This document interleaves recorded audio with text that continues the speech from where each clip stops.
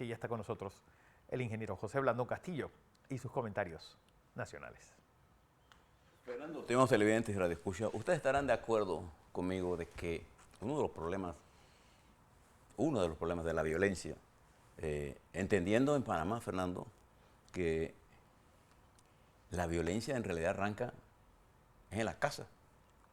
El hecho delictivo que más crece en Panamá es la violencia familiar. Pero también lo que ocurre y ve usted en las calles, que salen las noticias, porque la violencia familiar sale muy poco. Sí. Lo que usted ve en las calles son asesinatos entre bandas, que lo genera el crimen organizado. La violencia familiar no es el crimen organizado, es la conducta que se genera en la familia cuando los cónyuges no entienden la vida complicada y compleja que es la convivencia entre dos personas por un tiempo prolongado y cuidando muchachos todavía más. O sea, y con las nuevas sustancias que hay, alcohol, droga disponible, usted se ve cómo unas cosas están relacionadas. Alguien se pregunta, por ejemplo, en esta cumbre que se hizo en Cali, ¿qué es lo que pretende el presidente Petro? Porque también tiene influencia en nosotros, Fernando. El presidente Petro ha lanzado una campaña de que sembrando vida derrotaremos al narcotráfico. ¿Qué él entiende por esto? Él entiende una estrategia en dos líneas. Uno, una estrategia dirigida a la disminución del volumen de producción, dándole oxígeno a los campesinos. Habla concretamente de la disminución de 90.000 hectáreas de producción de coca, amapola, cayat, etc. Y la segunda brazo de esa estrategia es una lucha intransigente contra los narcotraficantes. Lo que significa, por ejemplo, ataque a la importación de los precursores que se usan para la fabricación de la droga, la cocaína en particular, y el procesamiento de la hoja de amapola para producir droga, controlando el ácido sulfúrico, controlando el permanganato de potasio, controlando el ácido clorhídrico, que son sustancias que se utilizan, y haciendo el ataque a los narcotraficantes. Esto es posible.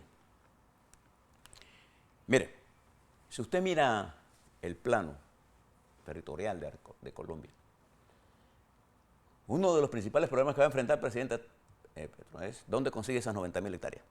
Sí. Y cuán eficiente es el Estado para darle oxígeno a los campesinos que ven en la coca la forma de hacer dinero en efectivo e ipso facto, inmediato. Porque si lo hace por los créditos, mientras te aprueban el préstamo, mientras te desembolsan, mientras cobras, te mueres de hambre. Ese es uno de los grandes problemas que tenemos nosotros cuando hablamos. El cartel del Golfo cubre entre 200.000 hectáreas, Fernando. Controla por los gobiernos locales. Con estas medidas de disminuir 90.000 hectáreas, Petro dice que ellos van a bajar 43% de la producción de narcóticos. Y eso significa 11.823.000 dosis que dejarían de estar en las calles en el mundo. Bueno, esto se hace en cálculo. Pero ¿cómo se come esto? ¿Cómo se desarrollan 90.000 hectáreas? Le hablamos nosotros, panameños, que cuando el general Torrijos llegó al poder, nosotros teníamos como 30.000 hectáreas mecanizadas. Durante 10 años llegamos a mecanizar casi 110.000, o sea, en total. Pero los precios agrícolas, Fernando, son los que más varían, sobre todo al productor, porque se introducen inmediatamente medidas de reducción de precios, hay que bajar la canasta, entonces toda la presión va hacia el precio. Pero el control político-militar de estas regiones que está hablando Petro está en manos de los carteles, implacables, Fernando, en su política de exterminio y en su política de matanza. Entonces, con una policía y unas Fuerzas Armadas desmotivadas por las medidas de la llamada pacificación del presidente, que intenta darle a los criminales más importancias que a los que no son criminales.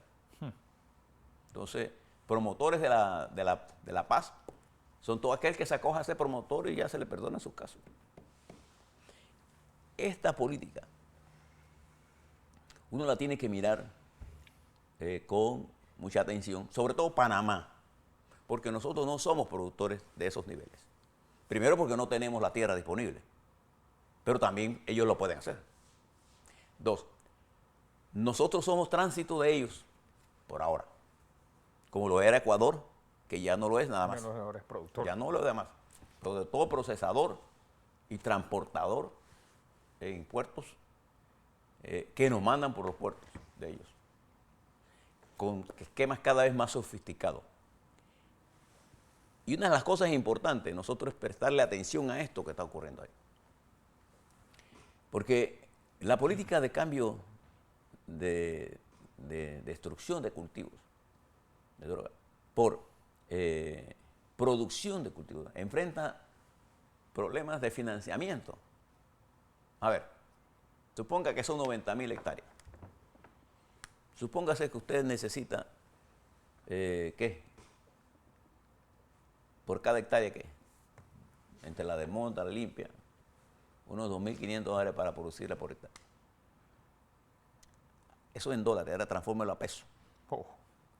Transfórmelo en seguridad. ¿A dónde vende usted? Carretera, porque eso está hablando sobre gente que piensa en las hectáreas y no piensa cómo llegar. O sea, si usted hace producción y no tiene caminos de acceso, y no tiene electricidad para procesar, y se produce leche, ¿de dónde la saca? ¿Dónde la enfría? ¿Ve lo que le quiere plantear? Entonces, ellos no toman en consideración. Ya lo pensó, ya lo dijo, y eso es lo que es.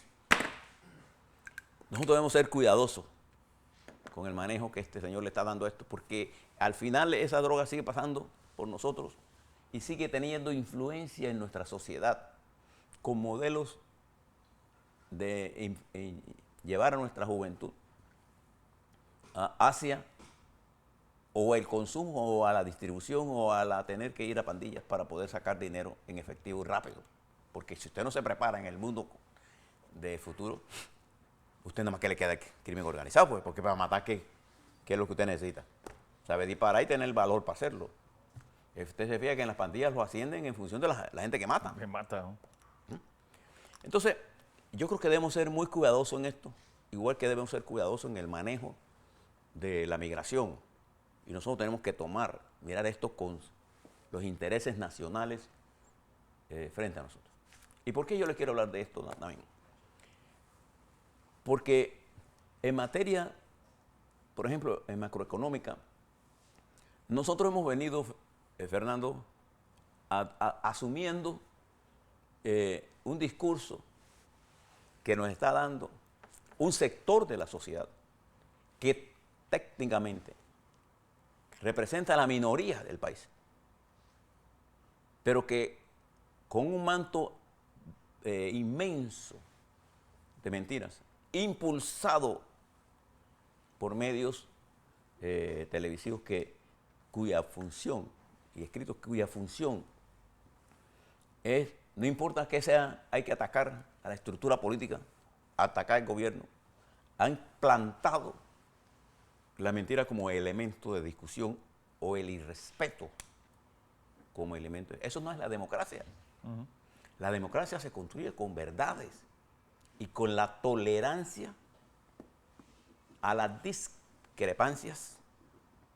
Entonces, yo veo en el camino que, escuchando al presidente Cortizo y diciendo que él cree en la democracia, veo que él, recogiendo todo lo que está ocurriendo en el campo de la consulta, intentará resolver que el contrato disipe las dudas, eliminando artículos cuya presencia ni suma ni resta. El valor hacia uno es cero, en realidad. Ahora, el problema central de esto es, políticamente, estos sectores radicalizados entenderán esta movida como una movida democrática o lo van a intentar vender como una medida de debilidad política. Debilidad Porque política. los radicales ven en la democracia debilidades. Ahí nace los Maduro, los Ortega, los cubanos. Evo Morales empezó así. Sí, ellos creen que su discurso no mete miedo. Y algunas veces hay gente que se deja confundir. Porque en una sociedad, las necesidades de una sociedad son infinitas, mientras los recursos para atender esa infinidad, ese infinito de necesidades, son finitos. Yo puedo resolver una parte de los problemas. Entonces, si yo cierro la mina esta, ¿qué cosas yo produzco? Produzco un desempleo masivo. Mire la respuesta de esto que estoy hablando de Petro, por eso lo traje. 90.000 hectáreas. Pregúntese dónde están esas 90.000 hectáreas. A ver. ¿Y por qué la policía no llega por allá? Porque están en casa alquilada niños. ¿Y por qué? Porque yo no conozco un cultivo que genere más plata en su proceso de transmisión que la cocaína. Así es. Entonces, ¿qué es lo que le quiero plantear con esto? Si nosotros decimos, bueno, le vamos a dar empleo a sustituto a otro, ¿qué empresas en Panamá pueden pagar 1.700 como promedio de ingresos? A ver. Ni la banca. Entonces, si esto es cierto, ¿qué empresas pueden adquirir 40.000 empleados de un solo cantazo? A ver. Entonces, no están pensando los trabajadores. No están pensando en el país. Están pensando en cómo acorralar a los dirigentes políticos del país, al presidente de la República y a las futuras generaciones con argumentos incluso impulsados desde medios manejados por capitalistas. Entonces uno se pregunta, ¿por qué Argentina llegó donde está? Así es. Llegó precisamente por ese proceso de destrucción que desde el poder se hizo y por esa intransigencia en hacer los ajustes desde el punto de vista del conocimiento. Nosotros tenemos ahora mismo, Fernando, en nuestras manos estadísticas que nos demuestran con realismo dónde estamos parados. Pero cuando usted le habla de eso es mentira. No es cierto, el país está hasta quebrado. Y lo dicen incluso intelectuales, abogados, que por lo que dicen, me doy cuenta que saben poco de economía, o casi nada, o no le interesa, que es peor. Y entonces estamos impulsando no el diálogo, no la comprensión, estamos impulsando el camino del desastre. Así se destruyó Venezuela, así se destruyó Nicaragua. Observe los dos fenómenos que nosotros nos hemos narrado hoy. ¿Quién estuvo en Chile con Allende violando básicos principios políticos? Fidel Castro. Sí. ¿Quién se tomó la revolución nicaragüense? Los cubanos. ¿Y qué era la revolución nicaragüense? Una revolución democrática. Se convirtió en una dictadura. ¿Quién la ganó en elecciones? La señora Chamorro. ¿Qué hicieron? Destruyeron toda la estructura política. ¿Qué es hoy Nicaragua? Entonces, yo le planteo esto, porque en este proceso político que estamos, se requiere mucha inteligencia y mucha tolerancia. Yo exhorto a los medios de comunicación a ser más objetivos, ¿no? Y a mirar las cosas como son. En un momento de conflictos como esto, destruir la capacidad de diálogo es destruir el sistema político. Los países no se destruyen, no pasaremos y la patria no nos la van a destruir los más atorrantes, no. Nos van a atrasar. Y cuando usted vea el mar de pobreza, y cuando usted vea a todos esos trabajadores saliendo de la mina porque lograron sus objetivos estratégicos, ¿usted cree que ellos salieron vencer? No, ellos van a decir que es que el gobierno no tuvo la capacidad de emplearlo a usted. Usted está empleado. Ahora, es nuestro deber salir a la defensa de nuestras conquistas. Así es.